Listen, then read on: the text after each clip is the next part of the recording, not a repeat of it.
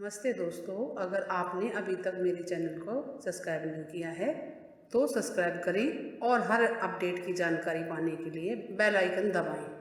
नमस्ते दोस्तों, सोमवार 14 दिसंबर को है सूर्य ग्रहण, लेकिन ये ग्रहण भारत में नहीं दिखाई देगा और ना ही इसका सूतक लगेगा। इसलिए आप कर सकते हैं, इस दिन सोमवती अमावस भी है, अमावस के पुण्य कर्म कर सकते हैं, इस दिन सब कुछ काम कर सकते हैं। दोस्तों, सोमवार 14 दिसंबर को भारतीय समय अनुसार सूर्य अस्त के बाद सूर्य ग्रहण होगा। ये भारत में नहीं दिखाई देगा। साल का अंतिम सूर्य ग्रहण दक्षिण अमेरिका, दक्षिण पश्चिम अफ्रीका, अटलांटिका, हिंद और प्रशांत महासागर के कुछ हिस्सों में पूर्ण रूप से ग्रहण दिखाई देगा और भारत में ना तो ये दिखाई देगा और ना ही इसका सूतक माना जाएगा, नहीं लगेगा सूतक। इस दिन अगन मास की सोमवती अमावस भी है, जो कि बहुत महत्वपूर्ण मानी जाती है। इसलिए अमावस्या से जुड़े सभी शुभ कार्य इस दिन किए जा सकते, जैसे कि इस अमावस पर पवित्र नदियों में स्नान करना, जैसे गंगा, जमुना, गोदावरी, कावेरी, सरस्वती, नर्मदा, या फिर घर में स्नान के जल में गंगा जल मिला के स्नान करना। उसके बाद सूर्य नारायण को अर्घ देना, पितरों का तर्पण करना,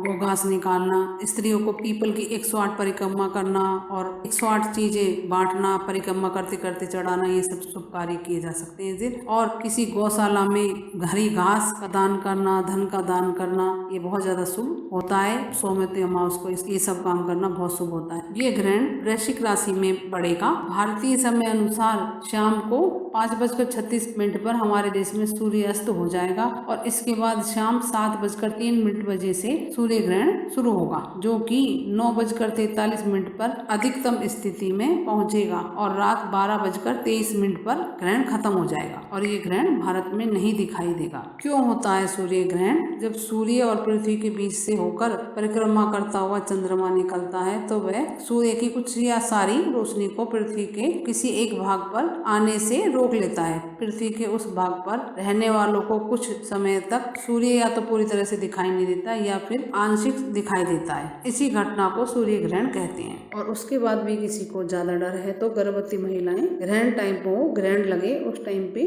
बाहर ना निकले और भगवान का नाम का स्मरण करती रहे और भोजन वगैरह सब पहले ही कर ले। वैसे तो भारत में है नहीं तो डरने की जरूरत नहीं है, लेकिन फिर भी अगर कुछ है मन में तो उस टाइम पे बाहर ना निकले। और इस दिन सोमवती अमावस है। भगवान विष्णु, भगवान शिव की पूजा जरूर करें, पीपल की परिक्रमा जरूर करें, दीपक जरूर लगाएं, तुलसी जी के आगे भी दीपक लगाएं और उनकी भी परिक्रमा करें और अपनी श्रद्धानुसार दान पुण्य जरूर करें और अपने पितरों के लिए तर्पण करें। और कुछ पूछना दोस्तों कमेंट्स करके पूछे। मेरे चैनल को लाइक करें, सब्सक्राइब करें, शेयर करें। नमस्ते दोस्तों।